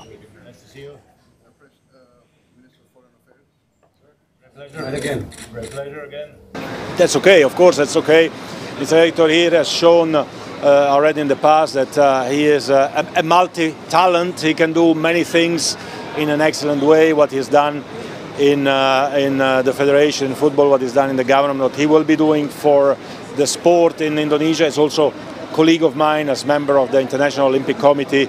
So I'm looking forward to continue working with Indonesia and with Mr. Erick Thohir, who is not only a great friend, but a very, very, very competent man, and to broad Indonesia to where it is, a country that people are looking up to now. Bahkan di akhir wawancara dengan wartawan waktu itu, Gianni Infantino sampai ditanya posisi Indonesia, peluangnya gimana nih untuk lolos Piala Dunia. Ia bahkan bilang tidak ada yang menyangka bahwa Indonesia bisa sampai ke tahap sejauh ini, Bung Ropan. Ya. Kalau Anda membaca lawan kita di grup B nanti, Irak dan juga Arab Saudi, harus gimana realistisnya kita menghadapi kualifikasi putaran 4 ini? Iya, jadi apa yang dikatakan Infantino itu memang suatu hal yang kita luar biasa ya. Sebagai satu-satunya wakil dari Asia Tenggara yang bukan Vietnam, bukan Thailand, bukan Malaysia, tapi kita yang masih bertahan terus sampai ke putaran keempat. Satu-satunya juga yang di lain itu kan ada di Timur Tengah semua, ya, di antara semua tim itu. Dan kalau bicara realistis, kita sudah berhadapan dengan 2 tim yang akan menjadi lawan kita. Dengan Irak kita berhadapan di putaran kedua, dengan Arab Saudi kita berhadapan di putaran ketiga. Dengan Irak memang kita kalah 3 kali. Oke, dengan Arab kita tidak pernah kalah. Dengan 2 pelatih berbeda, dari Mancini ke Herve Renard. Draw 1-1 di Jeddah dan kita menang di GBK dengan 2-0. Jadi kalau bicara realistis, saya pikir pertandingan pertama itu adalah sangat menentukan. Selalu akan sulit, bukan saja bagi Indonesia, tapi bagi Arab juga, walaupun mereka bertindak sebagai tuan rumah. Saya pikir mereka juga akan menghadapi tekanan yang luar biasa. Karena mereka tahu menghadapi Indonesia mereka tidak menang 2 kali dengan saya bilang tadi 2 pelatih berbeda. Makanya mereka itu melakukan uji coba itu tidak tanggung-tanggung dengan Ceko dan Makedonia Utara. Mereka ikut Piala Emas di Amerika sana menghadapi Meksiko dan Amerika. Jadi mereka betul-betul menyorot bahwa pertandingan lawan Indonesia itu sangat penting. Mereka tidak melirik pertandingan kedua lawan Irak. Karena kalau menang lawan Indonesia peluang mereka untuk bisa lolos terbuka. Begitu juga dengan kita. Kita juga harus tidak boleh kalah pertandingan pertama ini. Dan dengan bermodal bahwa sudah ada beberapa pemain tambahan ya yang ada, saya rasa kita bisa melakukan hal yang terbaik. Dan profilnya bagus-bagus semua. Bagus-bagus semua yang ada. Ketika kita bermain dengan mereka kan oleh Romani belum ada, Miliano Yonathans juga belum ada. Kalau di Jeddah itu bahkan Jai Isyas belum ada waktu pertama di Jeddah yang 1-1. Jadi saya pikir kita punya peluang secara kualitas pemain kita oke, dengan ada ketambahan pemain-pemain yang lain yang masuk di kita. Jadi ya kemenangan itu sangat penting. Draw aja sudah bagus buat kita. Oh ya? Ya, draw itu sudah bagus. Apalagi kalau menang, itu bonus luar biasa untuk membuka jalan kita menuju ke Piala Dunia. Kalau menang dengan 3 poin. Karena pasti Irak akan tertekan pertandingan kedua kita. Arab akan habis-habisan melawan dengan Irak untuk pertandingan mereka berikutnya kalau kalah. Tapi kalaupun kita imbang, setidaknya kita masih bisa melihat untuk putaran kelima. Ya kan? Untuk menghadapi dengan playoff dengan beberapa konfederasi lainnya. Entah di Amerika Selatan yang Bolivia sudah keluar atau di Afrika, siapapun itu. Jadi peluang itu ada, jangan kalah dulu. Banyak yang mengharapkan bahwa kita harus menang, tapi bagi saya realistis itu draw. Menurut saya dengan kondisi yang ada sekarang, apalagi kalau bicara bisa menang. Kalau kita draw pertandingan kedua akan lebih pede anak-anak. Akan lebih percaya diri untuk menghadapi Irak. Gitu. Karena kan sudah posisi berbeda. Dengan Irak di putaran kedua banyak pemain yang belum ada di sana. Kalau kita sudah punya Ole, itu luar biasa. Nah kalau menurut Bung Aji realistisnya sama sependapat atau juga punya pandangan lain nih? Saya sangat sependapat dengan Bung Ropan. Ya, kita memang pertandingan lawan Arab, meskipun pemain-pemain kita nanti akan sedikit lebih confident karena main di Arab kita juga masih seri, main di Indonesia kita menang. Tentunya ini modal yang sangat bagus. Ya, tetapi jangan lupa bahwa Arab juga tim bagus karena ini di round 4 ini pasti semuanya akan berbeda. Jadi menurut saya memang minimal tidak kalah. Kenapa? Kalau kita tidak kalah mendapatkan poin paling tidak. Poin tersebut itu bisa menjadikan modal untuk pertandingan kedua. Tetapi kalau menang, wah ini sangat luar biasa. Saya yakin kalau menang kepercayaan diri pemain lebih tinggi lagi gitu. Jadi menurut saya apa yang disampaikan Bung Ropan tadi sangat tepat. Minimal seri, kalau menang ini menjadikan kepercayaan diri untuk pertandingan kedua akan lebih bagus lagi. Seperti itu. Dengan harapan semoga hasilnya baik apapun itu. Karena yang jelas tanggal terdekat ini 8 Oktober akan melawan Arab Saudi dan 11 Oktober akan melawan Irak. Yang jelas doa terbaik untuk timnas kita tentunya dengan harapan bisa lolos ke Piala Dunia 2026. Bung Haji terima kasih, Bung Ropan terima kasih sudah mau berdiskusi bersama kami. Coach, terima kasih Coach. Ya selalu semuanya, selamat malam. Terima kasih. Dan nanti My Sister Tarigan akan bergabung lagi dalam Sapa Indonesia Malam sebentar lagi dengan laporan lain, termasuk seorang anggota TNI di Goa, Sulawesi Selatan yang terekam kamera pemantau masuk ke dalam kantor bank sambil membawa senjata api laras panjang. Tetap di Kompas TV.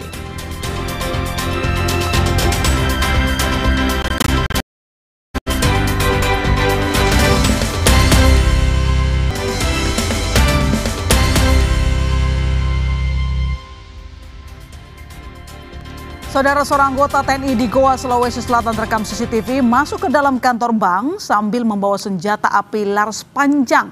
Saat akan diringkus, dia sempat menembak anggota TNI lain. Rekaman CCTV kantor bank di Sungguminasa, Goa memperlihatkan seorang oknum TNI berinisial S yang berpangkat Praga membawa senjata api laras panjang.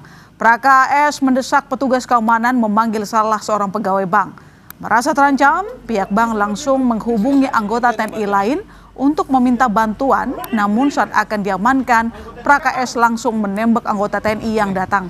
Seluruh peluru mengenai tembok pos keamanan.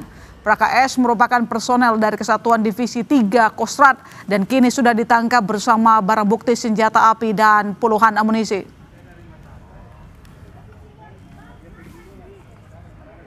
Sehingga dari pihak security bank menelpon kami, menelpon anggota unit intel, sehingga anggota unit intel datang ke sana.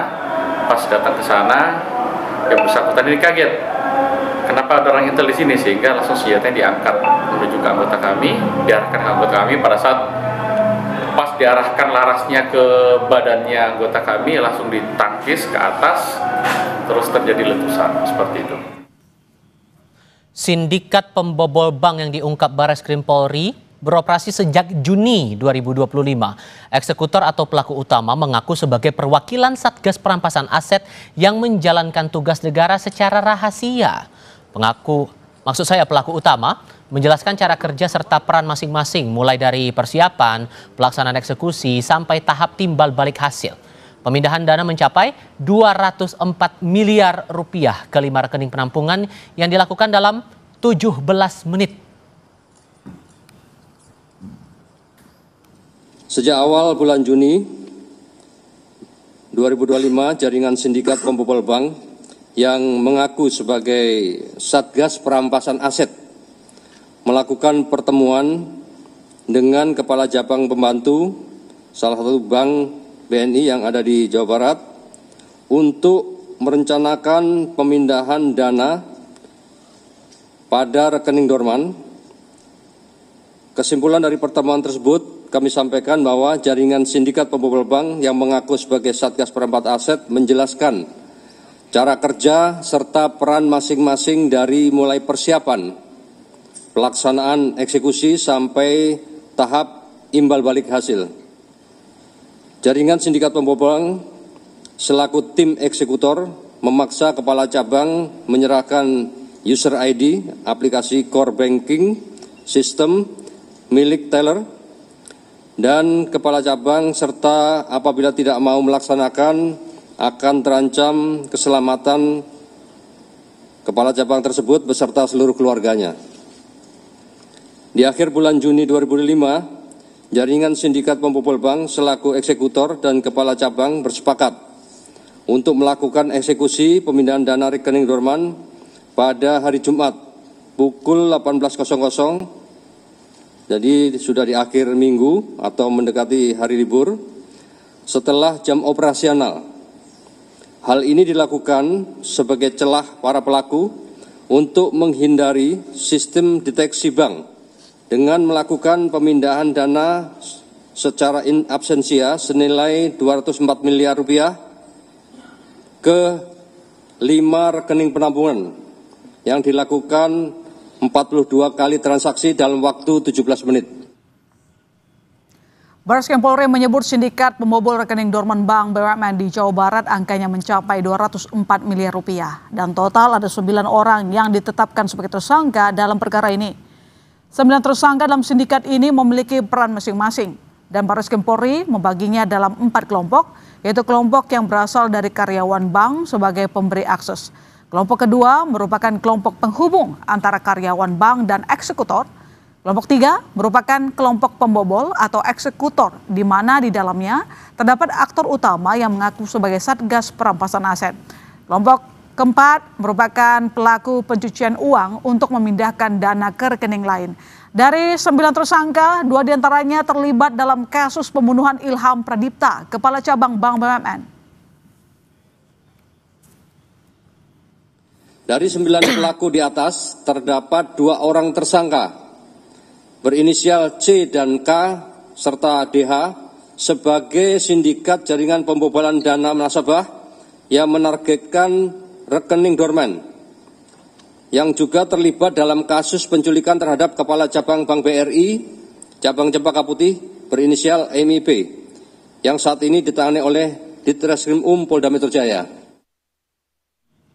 Saudara, Kapolri Jenderal Listio Sigit Prabowo menjawab keraguan publik terkait pembentukan tim transformasi reformasi Polri setelah Presiden mengangkat penasihat khusus untuk reformasi Polri. Kapolri juga secara terang-terangan merespons desakan pencopotan dirinya pasca demo Agustus lalu. Bagaimana tanggapan Kapolri?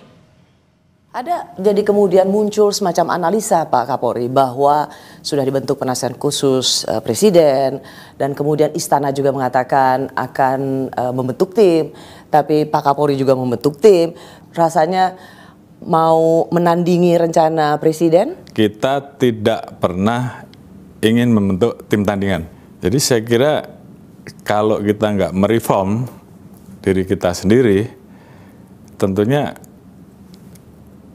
seberapa hebat pun komite ataupun komisi yang dibentuk, orang-orang yang ada di dalamnya, kalau kita nggak mau mereform kita sendiri, ya percuma. Apa urusannya aktivis ikut ditahan, Pak Kapolri? Baik, jadi sebenarnya bukan masalah aktivis ataupun bukan aktivis, tapi kami sedang melakukan proses penegakan hukum. Banyak yang menyerukan copot Kapolri. Itu menjadi bagian dari beban yang saya pikirkan. Itu menjadi pertimbangan Bapak juga? Anda bisa menyaksikan wawancara eksklusif Kapolri Jenderal Listio Sigit Prabowo selengkapnya dalam program Rosi malam ini pukul 8:30 malam waktu Indonesia bagian Barat hanya di Kompas TV. Dan saudara, sorotan berikutnya di Sapa Indonesia Malam, kasus keracunan MBG kembali berulang. Bisakah kasus ini dibawa ke ranah pidana? Kami segera kembali.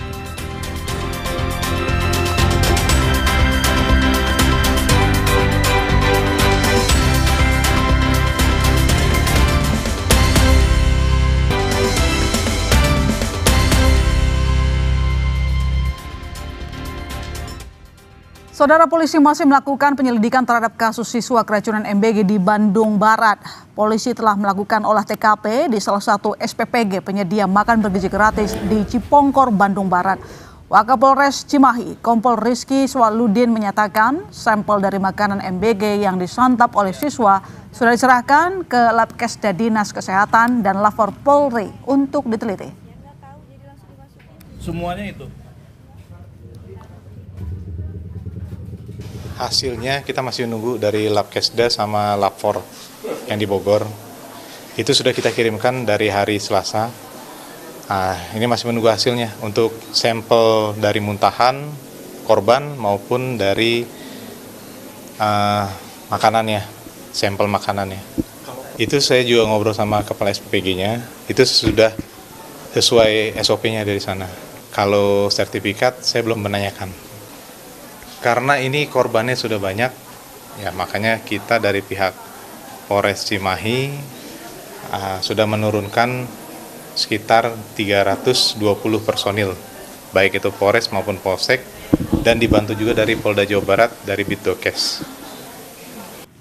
Kepala Badan Gizi Nasional Dadan Hindayana menyampaikan permintaan maaf karena maraknya kasus keracunan makanan bergizi gratis atau MBG di sejumlah daerah.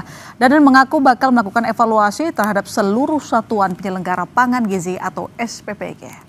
Memang kami menyadari ya, tidak semua SPPG melakukan implementasi kegiatan sesuai SOP, sehingga ada beberapa kesalahan prosedur yang dilakukan. Oleh sebab itu kami mohon maaf untuk keteledoran tersebut. Seperti contoh ya, di Garut itu, ini keteledorannya sederhana. Ketika mau mengirim ke satu sekolah, nasinya habis, ya kan artinya ada satu hal teknis mendadak di lapangan sehingga ayam wokunya terlambat dikirimkan. Kemudian yang di Bandung itu masaknya terlalu awal, padahal kami mensyaratkan kalau masak itu paling cepat jam 1 malam, kalau bisa jam 2, sehingga pada saat dikirimkan itu masih dalam keadaan segar. Kasus keracunan MBG terus berulang. Bagaimana agar kasus ini bisa disikapi lebih serius? Bisakah kasus keracunan MBG ini dibawa ke ranah pidana? Kita ulas bersama politisi Partai Gerindra, Hendarsam Marantoko. Selamat malam. Selamat malam. Terima kasih telah bergabung. Dan pakar hukum pidana Jamin Ginting. Selamat malam, Bang Jamin. Selamat malam. Salam sehat. Salam sehat. Dan salah satu orang tua dari siswa yang mengalami keracunan ada Ibu Asnah. Selamat malam, Ibu Asnah. Ya, selamat malam. Sehat ya, Bu? Ya. Ibu, saya mau nanya Ibu dulu. Gimana kondisi anak Ibu sekarang, Bu? Alhamdulillah agak membaik. Cuman terkadang masih sesek, masih sakit perutnya, masih sesek. Jadi mungkin bisa diceritakan lebih jauh apa yang dialami putri Ibu mungkin awalnya begitu, apakah mual atau beberapa jam setelah mengkonsumsi MBG atau seperti apa, Bu? Ya, gara-gara awalnya habis makan itu 30 menit ya dari makannya. Yaitu pertama-tama pusing, mual, sama sesek. Sama agak gimana ya Bu ya, tangannya kayak sakit-sakit gitu ya, kayak kejang-kejang gitu. Awalnya apakah anak Ibu cerita ke Ibu misalnya sebelum mengkonsumsi MBG, misalnya mencium aroma makanan yang tidak normal? Iya, ada. Itu ada 2 macam katanya. Ada 2 macam, apa aja Bu menunya, Bu? Ya. Menunya cuman ayam tepung ya, ayam tepung, nasi, sama sambal, sayuran, sama stroberi. Dan sekarang kondisi anak Ibu sudah mulai membaik, tapi apakah mungkin ada gejala demam atau seperti apa? Cuman perutnya sakit, terkadang sesak. Sudah. Terkadang sesak. Bu, saya konfirmasi. Kan sekolah anak Ibu ini sudah menerima MBG cukup lama berarti ya? Iya. Nah, kejadiannya baru sekarang? Iya, kejadiannya baru sekarang. Rame-rame di satu kelas? Iya, satu kelas. Lalu apakah sebelum konsumsi misalnya anak Ibu cerita tidak ada pengawasan atau mungkin guru di sekolah tersebut juga mungkin memeriksa dulu menu MBG setiap sebelum dikonsumsi kepada sang anak? Iya, diperiksa dulu. Ya. Diperiksa dulu? Iya, diperiksa dulu. Tapi nyatanya ternyata kok ya jadi begini. Saya juga heran. Oke, baik. Saya ke Pak Hendarsam dulu. Program MBG, program prioritas, dadanya fantastis. Ya. Harusnya negara tanggung jawab. Malah ini program bikin masalah. Kenapa berulang-ulang kasus keracunan terus terjadi menurut Anda? Jadi gini, kita melihatnya bahwa program ini kan banyak diklaim oleh beberapa orang adalah program yang populis ya. Padahal memang kalau saya pribadi ini bukan program yang populis. Karena seperti kalau saya analogikan bahwa ya kan keberhasilan mungkin ya kan dari penerima manfaat siswa-siswa 5,2 juta ya per hari mereka mendapatkan makanan bergizi gratis. Kemudian ada keracunan ya. Ini yang cukup besar yang jadi spotlight tentunya yang ini. Ya kan gitu kan. Jadi ini bukan program populis, bukan program yang populer sebenarnya. Tapi bukan itu maksudnya. Kita harus membedakan, mengeskalasikan 2 hal. Bahwa kita harus sama-sama programnya adalah program yang sangat strategis dan sangat baik untuk SDM kita ke depannya. Ya, itu dulu yang pertama. Nah, jadi kedua, tantangannya memang di tata kelola. Tata kelola tadi. Nah, tinggal kita saya pribadi sangat prihatin dengan kejadian yang dialami oleh anak-anak kita, Bu Asnah, juga dengan teman-temannya mengalami hal tersebut. Dan tadi kan kalau kita dengar sudah mendapatkan manfaat selama ini, baru sekali ini terjadi. Nah sekarang kan masalahnya teman-teman media kayak gitu ya, apakah pernah memberitakan dari sekolahnya Ibu Asnah ini terhadap proses pelaksanaan yang sebelum-sebelumnya yang tidak ada masalah. Kan gitu kan, tapi kita juga tidak mengenyampingkan bahwa ketika ada masalah di situ harus ada koreksi, kan gitu ya kan, di situ harus ada koreksi. Gini Bang, gimana? Maaf kalau saya potong, masalahnya kasusnya ini kan berulang. Ya berulang. Dari data BGN sendiri 4.000-an, dari Kepala Staf Kepresidenan lebih dari 5.000-an. Jadi ini bukan angka yang kecil. Ketika kita berani mengatakan bahwa memberikan gizi kepada anak-anak, tapi yang terjadi justru sebaliknya. Saya rasa jangan diringankan gitu loh Bang. Makanya pertanyaan kayak gini, berulang itu di satu tempat, di tempat Bu Asnah ini sudah berulang, atau di tempat lain. Jadi berkata-kata berulang itu, ya kan, kalau berulang di satu di Bandung dapur, agak berulang sih Bang. Ya enggak, maksud saya satu dapur. Satu yayasan? Iya satu dapur, ini berulang atau tidak. Nah kan gitu, jadi kan ini statement yang bisa menyesatkan. Berulang itu ya kan, apakah di satu tempat, di satu dapur saja ini berulang, kalau ini bahaya. Ya kan, ini dapurnya nggak beres. Ya kan, tapi kalau berulang kejadiannya, saya hampir bisa katakan 5 tahun atau 10 tahun tetap akan ada kejadian. Ini kan tetap akan ada. Saya bisa disclaimer, akan tetap ada kejadian yang seperti ini. Tetap ada nggak yakin sama dapur MBG? Loh, sekarang masalahnya gini, nggak ada MBG juga, kasus keracunan nasi basi, makanan basi itu akan tetap ada. Orang catering itu pasti tetap ada, itu masalahnya, ya kan? Cobalah kita berpikir jernih, ya kan? Jadi dipisahkan dulu. Kalau masalah berulang, kalau satu dapur sudah berulang kali melakukan hal tersebut, itu dapurnya bermasalah. Kita harus katakan. Bukan programnya. Jadi itu dulu. Tapi tata kelolanya Anda akuin salah? Tata kelola di beberapa tempat bermasalah. Beberapa tempat? Di beberapa tempat. Ya kan? Di beberapa tempat kan? Nah, makanya kita harus paling banyak di Pulau Jawa? Di Pulau Jawa, iya. Kita harus fair ngelihatnya. Ya kan? Case by case kita melihatnya. Dapur ini bermasalah berapa kali? Dapur ini bermasalah berapa kali? Dapur ini basi berapa kali? Nah kan kayak gitu kan? Nah tapi kalau dijadikan satu, kan ada 4.000 segala macam, ada 4.000 sekian, ya seolah-olah angka yang memang fantastis, tapi harus dilihat dipilah-pilah. Dapurnya ini, dapur ini. Kan kayak gitu. Tanpa harus kita mengentengkan masalah. Jadi memang tantangan tata kelola itu sangat penting, karena ini program baru tentunya trial dan error tuh udah pernah terjadi. Coba. Trial and error, dan kita udah mau berjalan berapa bulan, Bang, SOP-nya kok kayak nggak sama semua. Sorry, Bu Asnah tadi sudah mengatakan. Bu Asnah izin, sudah berapa lama menerima manfaat Ibu? Udah 1 bulan lebih. 1 bulan lebih? Satu kejadian. Nah sekarang pertanyaannya, apakah dari teman-teman media yang 1 bulan 30 hari, yang 29 hari tidak ada apa-apa, apakah itu menjadi kan kita memberitakan sebuah program yang perlu dievaluasi Bang. Ya iya, makanya dari itu kan kita harus fair juga dong ngelihatnya. Kita harus fair ada yang baik tadi kita beritakan kok.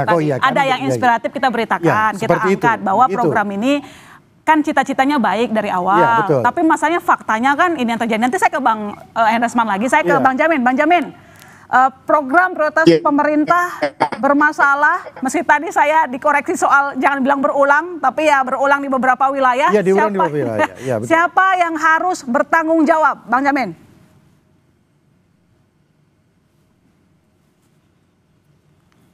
Bang Jamin, dengar suara saya?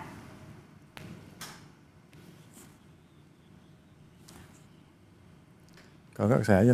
Oke, baik, Bang Hendresman. Jadi kalau misalnya kita ya begini ya, silakan. Harusnya ya mendengar. Silakan, aman, silakan lanjut Bang. Suara terdengar nggak? Terdengar Bang, jelas. Oke, ya. Jadi begini, kalau konteks daripada program MBG ini harusnya zero tolerance terhadap keracunan makanan. Kenapa saya bilang zero tolerance? Karena ini adalah tanggung jawab pemerintah untuk memberikan gizi, bukan malah menjadikan orang jadi penyakit, begitu yang pertama. Yang kedua, saya melihat kurangnya pengawasan. Kenapa? Harusnya pemerintah melibatkan BP POM yang mengawasi makanan dan obat-obatan terkait dengan pengedaran makanan. Jadi jangan yang harus dilaksanakan pengawasannya jadi lemah begitu. Jadi harusnya dilibatkan BP POM. Nah, siapa yang bertanggung jawab dalam hal ini? Ya tentu yang bertanggung jawab adalah yang penyedia sarana makanannya, dapurnya, penanggung jawabnya. Saya lebih cenderung karena kelemahan pengawasan ini saya khawatir ada orang-orang tertentu yang mendapatkan keuntungan dari program ini secara tidak layak.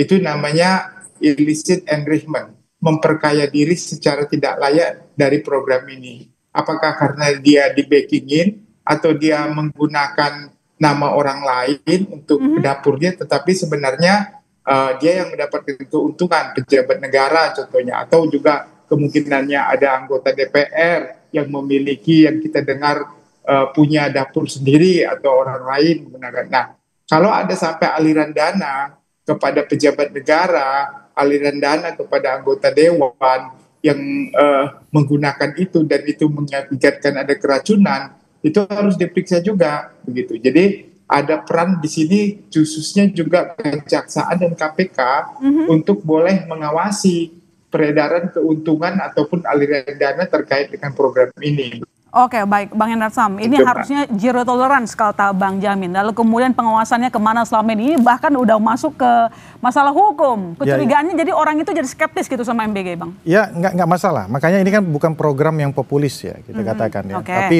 program tulus tapi mungkin tidak populis seperti ini kan. Ini akan saya yakin ke depan akan ada juga kejadian serupa. Tapi kan maksud saya gini ya, kita harus ngelihatnya kan secara parsial.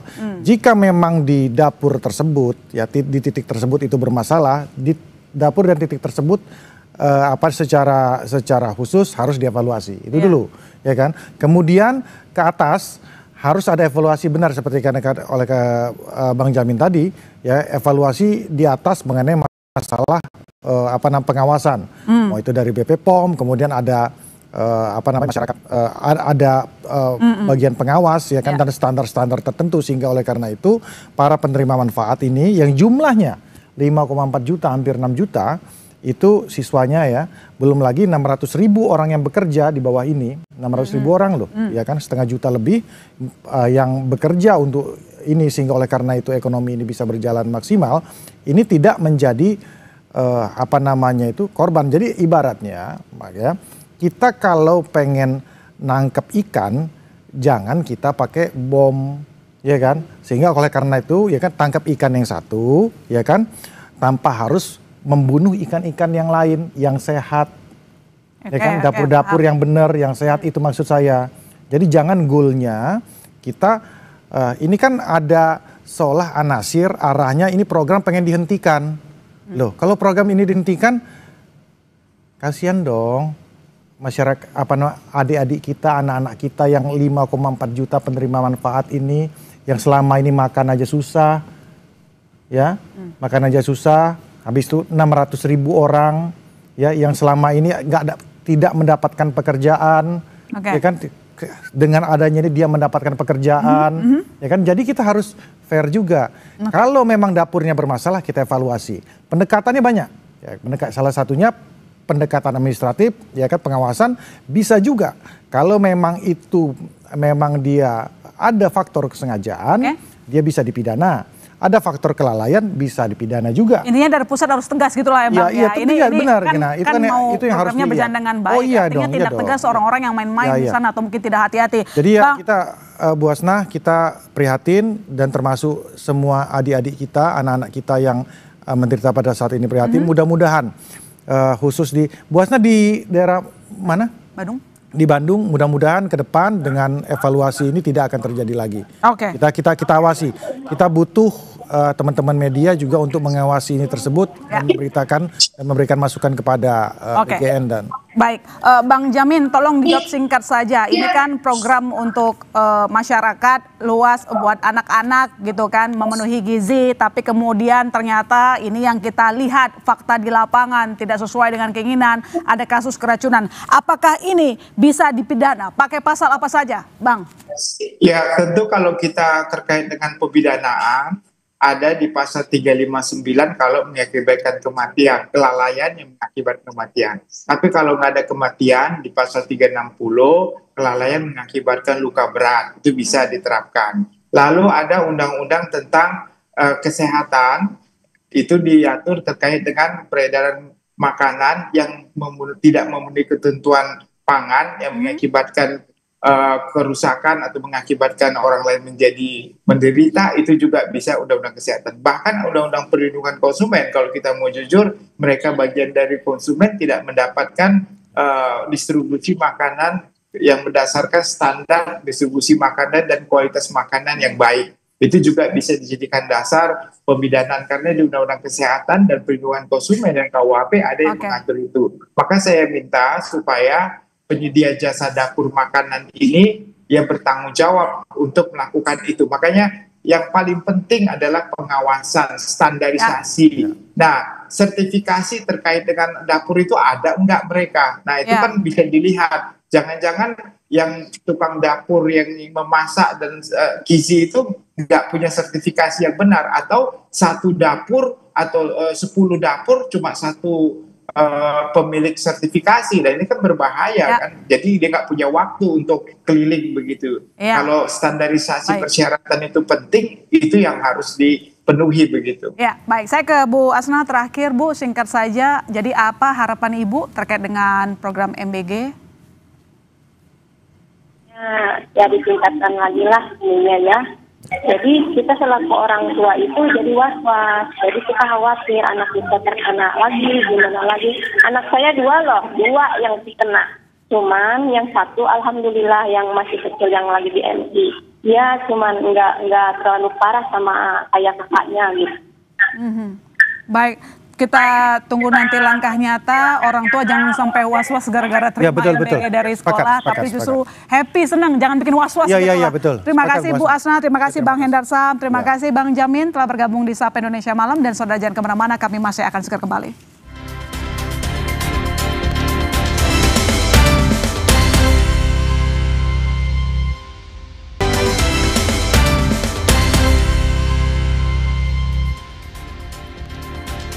Presiden Prabowo Subianto bertemu Presiden Federasi Sepak Bola Internasional FIFA Gianni Infantino di New York, Amerika Serikat. Dalam pertemuan keduanya membahas perkembangan sepak bola Indonesia. Selain soal perkembangan sepak bola, pertemuan kedua tokoh ini sekaligus memperkuat komitmen kerjasama antara Indonesia dan FIFA. Gianni mengapresiasi dukungan penuh Prabowo terhadap dunia sepak bola. Usai pertemuan, Gianni Infantino juga menyampaikan FIFA tidak mempermasalahkan Erick Thohir yang rangkap jabatan sebagai Ketua Umum PSSI dan Menpora. General Secretary. That's okay, of course, that's okay. Mr. Erick Thohir has shown already in the past that he is a multi-talent. He can do many things in an excellent way. What he's done in the Federation Football, what he's done in the government, what he will be doing for the sport in Indonesia is also colleague of mine as member of the International Olympic Committee. So I'm looking forward to continue working with Indonesia and with Mr. Erick Thohir, who is not only a great friend, but a very, very, very competent man, and to broad Indonesia to where it is, a country that people are looking up to now.